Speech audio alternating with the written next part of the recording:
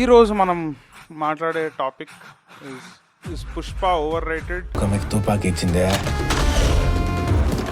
నాకు గొడ్డలు ఇచ్చిందే. పైత్యాల్ని బాగా చూపిస్తే ఎట్లుంటదో అదే పుష్పవన్. అసలు ఎలా రిలేట్ అవుతాను ఆడియన్స్ గా? ఎందుకు రా ఫుల్ ఫ్లెడ్జ్ గా ఎందుకు నచ్చలేదు అంటే పార్టీ ఉంది పుష్ప, పార్టీ ఉంది. Hi friends, welcome back. ఈ ఛానల్కి అందరూ కొత్తగానే వచ్చుంటారు, ఎందుకంటే ఇది నేను కొత్తగా స్టార్ట్ చేశాను. సో ఈ ఛానల్లో మనం detailed film analysis and film break downs చేస్తాం పాపులర్ ఫిల్మ్స్ మీద. నేను త్రివిక్రమ్ గారి సినిమాల గురించి, త్రివిక్రమ్ గారి రైటింగ్ స్టైల్ గురించి అనలైజ్ చేస్తూ ఒక వీడియో చేశాను. ఈ వీడియో అయిన తర్వాత అది కూడా చెక్ చేయండి. అండ్ ఈరోజు నేను పుష్ప గురించి మాట్లాడుతున్నాను. యాజ్ యూజువల్ నేను లాస్ట్ టైం లానే నోట్స్ ఏం రాయలేదు, బట్ ఇమీడియట్ ఇన్ప్రాంప్టు మాట్లాడతాను. I will share my thoughts. ఏదన్నా పాయింట్ మరీ బాగుంది అని అనిపిస్తే రాసుకోవడానికి పెన్ పెట్టుకున్నా. ఒక నిమిషం. యా, రికార్డ్ అవుతుంది. యా. సో ఈరోజు మనం మాట్లాడే topic is Pushpa overrated and is Pushpa overhyped. Basically ఒక నేను ఒక ఆస్పైరింగ్ ఫిల్మ్ మేకర్ని. And what aspects of filmmaking attract చేస్తాయి నన్ను అని అంటే writing. For me film making is about writing, and writing is my crush. నేను తీసిన షార్ట్ ఫిల్మ్స్లో కూడా నా focus is always on writing. So ఒక సినిమా ఓవర్ హైప్డా కాదా అని జడ్జ్ చేసేటప్పుడు the first instinct is to check how good a story it is. ఆ ఆస్పెక్ట్లో నా పర్సనల్ ఫీలింగ్ పుష్ప డెలివర్ చేయదు. నేను ఎందుకు అలా అంటున్నానంటే, ఎప్పుడైనా ఒక కమర్షియల్ సినిమా పాయింట్ ఏంటంటే, ఏ కథైనా సరే, అది కమర్షియల్ అవనివ్వండి, లేకపోతే ఒక స్మాల్ టైమ్ లవ్ స్టోరీ అవనివ్వండి, the aspect of a good story is that it will have a journey. Hero ఒక పాయింట్ దగ్గర స్టార్ట్ అవుతాడు, point A, and point B వెళ్ళాలనుకుంటాడు. ఈ point A to point B జర్నీయే కథ. పుష్పతో నా ప్రాబ్లం ఏంటంటే, ఈ జర్నీ చాలా ఈజీగా అచీవ్ ఈ జర్నీలో తను వెళ్ళాలనుకున్న డెస్టినేషన్కి అల్లు అర్జున్ చాలా ఈజీగా వెళ్ళిపోతూ ఉంటాడు. ఎలాంటి స్ట్రగుల్ ఉండదు, తను ఎక్కువ కష్టపడ్డు, ప్రతిదీ ఈజీగా అయిపోతూ ఉంటాయి. And that you know doesn't make me relate to the character. This is not just a Pushpa problem. మన తెలుగు కమర్షియల్ సినిమాలు అన్నిట్లోకి మెయిన్ కంప్లైంట్ ఏమొస్తుందంటే, ఇప్పుడు హీరో ఒక ఒక ఒక ఒక హీరోకి ఐదర్ ఒక రివెంజ్ తీసుకోవాలి, లేదా హీరో ఒక పొజిషన్కి వెళ్ళాలనుకుంటున్నాడు సొసైటీలో, లేకపోతే హీరో ఈ పలానా అమ్మాయిని చాలా ఇష్టపడుతున్నాడు, తనని పెళ్లి చేసుకోవాలనుకుంటున్నాడు. ఈ జర్నీలో లవ్ స్టోరీస్ యాక్చువల్గా ఈ ఫార్ములా అప్లై అవుతుంది, ఎందుకంటే కమర్షియల్ హీరోలు మన దగ్గర లవ్ స్టోరీలు చేయరు, బట్ లవ్ స్టోరీని అవాయిడ్ చేయడం better. But other than that, hero గెలుస్తూనే వెళ్ళిపోతే, హీరో ఎక్కడా ఓడిపోకపోతే నేను అసలు ఎలా రిలేట్ అవుతాను ఆడియన్స్గా? అండ్ వేరే ఏ డైరెక్టర్ ఇదే ఈ సినిమాను అయితే నేను అంత ఫీల్ కూడా అవ్వను, because I this is the expectation I go with. సరే, కొద్దిగా ఈజీగా హీరోకి అన్నీ వచ్చేస్తూ ఉంటాయన్న ఎక్స్పెక్టేషన్తోనే నేను ఆ సినిమాలకు వెళ్తాను.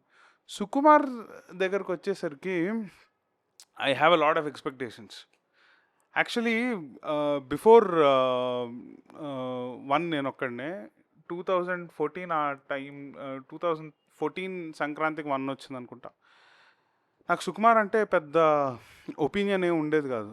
నాకు ఆర్య ఫ్రాంచైజ్ అంత నాకు నచ్చిన సినిమా, బట్ బట్టలు చింపేసుకునేంత ఫ్యాన్ ఏం కాదు. అండ్ ఆర్య 2 నాకు అస్సలు నచ్చలేదు. జగడన్ నేను చూడలేదు. 100% లవ్ ఓకే, క్యూట్ ఫిలిం. ఆ తర్వాత 1కి టీజర్ ట్రైలర్ దగ్గర నుంచి దానికి నెగిటివ్ టాక్ అది ఉండింది. నాకు అప్పట్లో ఇంటర్ టైంలో మహేష్ బాబు అంటే చాలా ఇష్టం ఉండేది. మహేష్ బాబు సినిమాలు అంటే చాలా ఎక్సైటెడ్గా వెయిట్ చేసేవాడిని. అండ్ 1 వచ్చినప్పుడు, రిలీజ్ అయినప్పుడు ఆల్రెడీ దానికి ఫస్ట్ నుంచే పెద్ద పాజిటివ్ టాక్ లేదు. అండ్ సినిమా రిలీజ్ అయింది. Cinema first day, for the first time నా లైఫ్లో ఫస్ట్ డే సినిమా చూసింది 1. నేను మా పేరెంట్స్తో వెళ్ళాను, సెకండ్ షోకి వెళ్ళాను. And I fell in love with Sukumar. I love that film. బయటికి వచ్చినప్పుడు 1 ఎంజాయ్ చేసినంత, 1 ఇచ్చినంత హై నాకు. It's been around 16 years now, 16.5 years 1 వచ్చి. స్టిల్ ఆ లెవెల్లో నేను వేరే ఏ సినిమా ఎంజాయ్ చేయలేదు.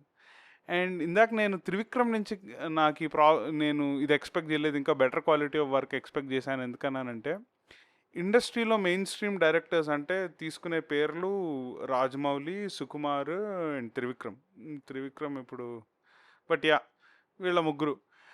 అందులో సుకుమార్ ఒక్కడే, ఇంక్లూడింగ్ ఇది రాజమౌళి, విజేంద్ర ప్రసాద్ గారు కూడా ఈ టైప్ సీన్స్ రాయరు. సుకుమార్ ఒక్కడే అడ్రిలిన్ రష్ వచ్చే సీన్లు రాస్తాడు.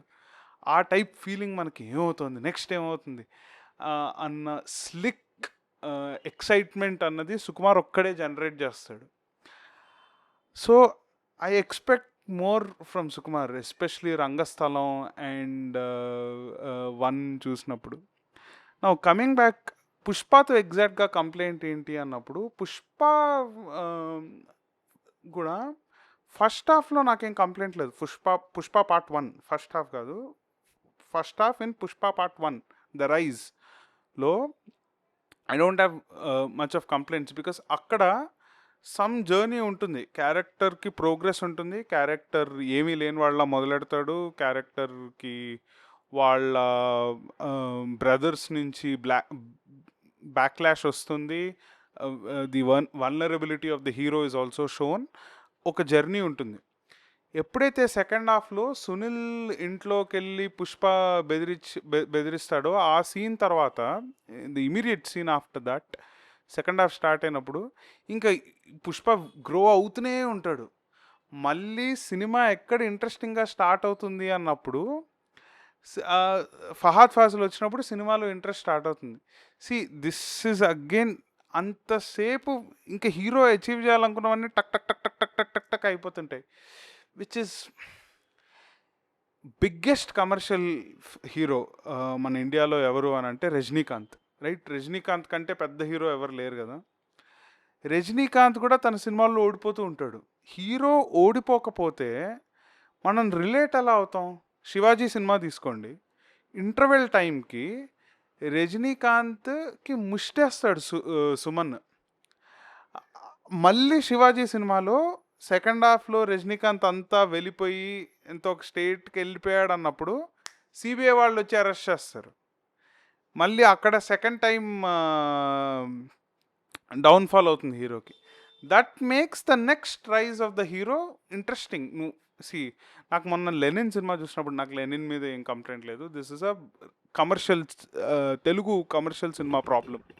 లెనిన్ సినిమా చూస్తున్నప్పుడు సరే hero at the end of the day గెలుస్తాడులే అన్న ఫీలింగ్ వచ్చింది.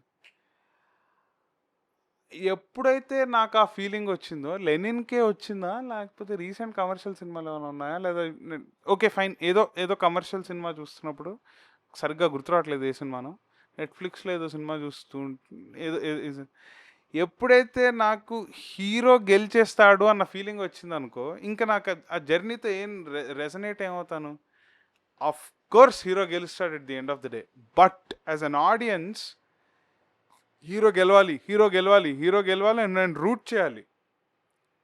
ఎలా అయినా హీరో గెలుస్తాడు అన్నప్పుడు ఇంకా కథ రాయడం దేనికి? At the end of the day hero ఎలా అయినా గెలుస్తాడు, పాయింట్ ఏముంది అందులో?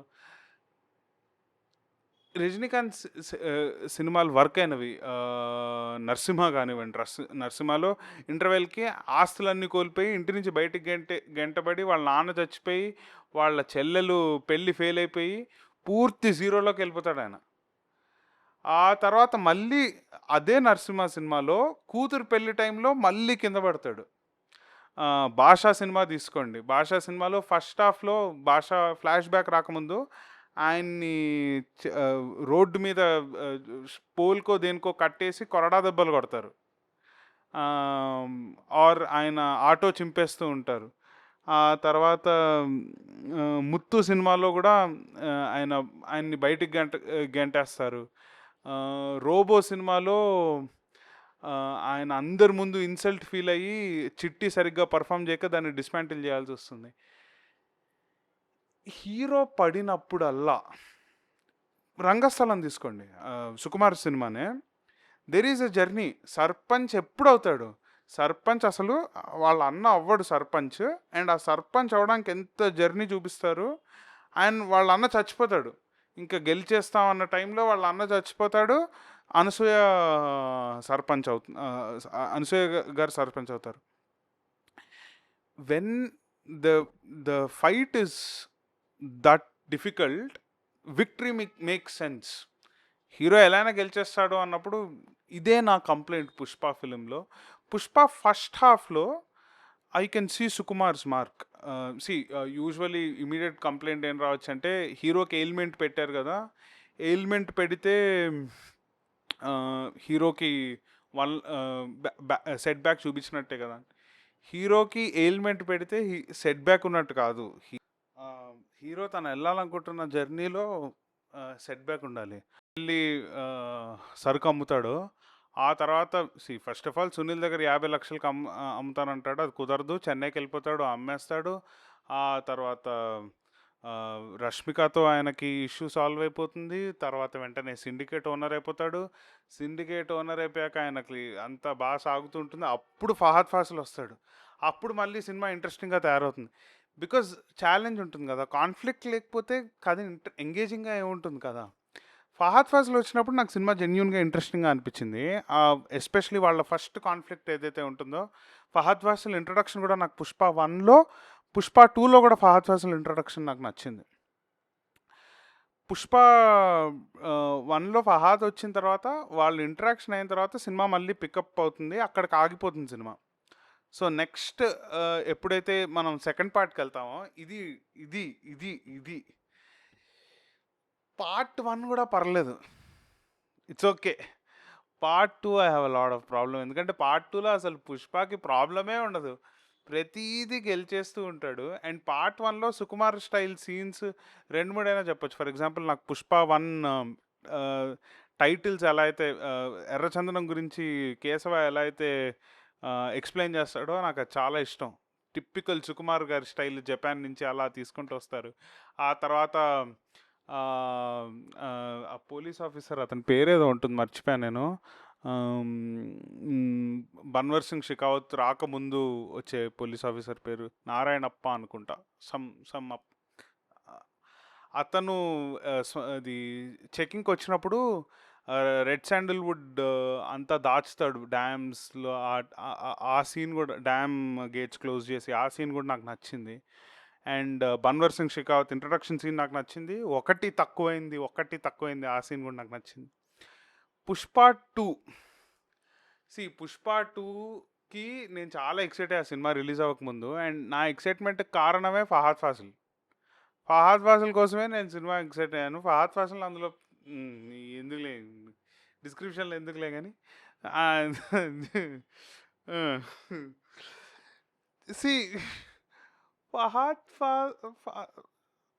పుష్ప 1లో ఇచ్చిన ఎలివేషన్కి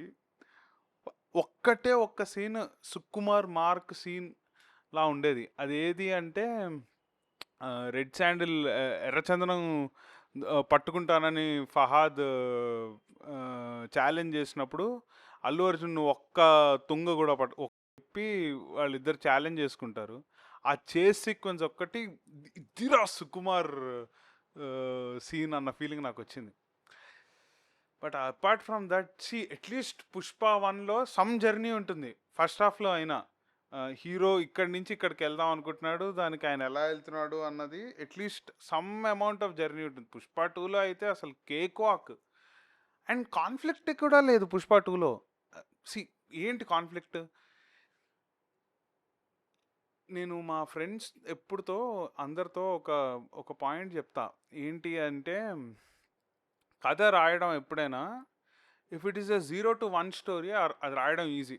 ఇంతకుముందు రజనీకాంత్ సినిమాలు, అస్మాన్ రజనీకాంత్ పేరు ఎందుకు తీసుకుంటున్నాను అంటే, epitome of commercial cinema Rajinikanth సినిమాలే కాబట్టి. It is much easier to write 0 to 1 stories. అంటే హీరో స్టార్టింగ్లో 0, at the end of the day 1కి వెళ్తాడు అని. ఇప్పుడు రజనీకాంత్ సినిమాలు ఎక్సెప్ట్ ఫర్ జైలర్ ఆ టైప్ హైప్ ఎందుకు జనరేట్ చేయట్లేదు అని అంటే, we're starting at 1, hero is already 1, ఇంక 1 నుంచి ఆయన ఏం వెళ్తాడు, జర్నీ చూపించడానికి ఏం లేదు. సో రెజనేట్ అవ్వం మనం. ఆ హైపులు బీజిఎంలు అవి ఇవి తీసుకొచ్చి